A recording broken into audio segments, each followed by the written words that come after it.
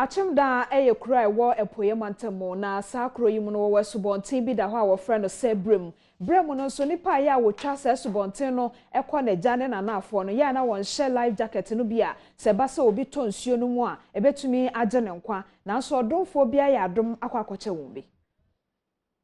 Birim Kasee a wo Akyem Oda a wo Birim Central Mensinim a wo epoye mantemu na sesei won kada adwamu sanse woni akade bi ebabo mo amwatwa sa nsue enipa beso ha na ekire na etukwan wo Birim Kasee no so a wo betimi ahwere won kwan sanse won fa nhyehyɛ bi anu akwan mu a wo de beboa se nsubonto a otena so de twa nsuo no wo benya akade a ebabo won ho ban afiri nsuo no so woni Adom Kasee ama ne boni Kwasi azo etwetwe nkomo na akuafo bi a otena nsubonto so de twa nsuo de to municipal assembly nanim say ebeyanka womre won akade e frɛ ne life jacket ni bi sɛ de beya wo betimi de abo won kwa ho ban ye fansuo so de epon ne sɛ de ana ho kyere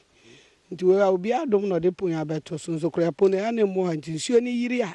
ana yesuro pa yesuro ni traso no ye yam hyehyɛ apa nti besra ba sɛ womre no bi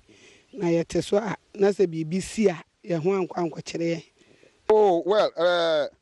sɛ nsuo ni yiri dia papa nyame se nka asɛm no kra ya na ehu wom nti no de me meka kakra bia ka ho ane sɛ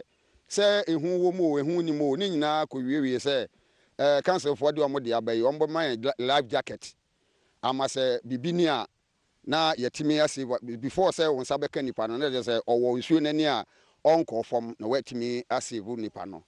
nti life jacket de nyame se nka no kra ye hia no wa ha pa Isa no manfo so an wo sunti Birim Central Municipal Assembly no ene mpanifo bi a wo Akyem Oda ene de esubonto akese mienu ene akade ahodo a ye frɛ ne life jacket nso akwakɔma wo mo sɛ de be ya wo betimi de abo ho ban e wo nsuo no so wo de saa ne ma yi ekɔmɔ mo ena opanyipa a woda Birim Central Municipal na no Victoria Du ade to Adom Kasee nim sɛ sika oboabo ano e wo mansinim ena wo de kɔtɔ saa kanu ene life jacket yi e ma akuafo yi sɛ de be ya wo betimi de abo ho nkwa ho ban assembly no hu ne sɛ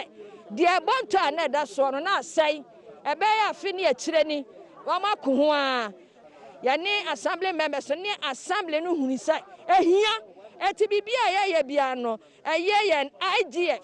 ye fa sa sika no ayenya no emoabo ano ne enya bonto no enti ampara ebe sa bosumi mienu ntam ni ye di ho dwuma enne ba ko aye krado ena ye hunu ho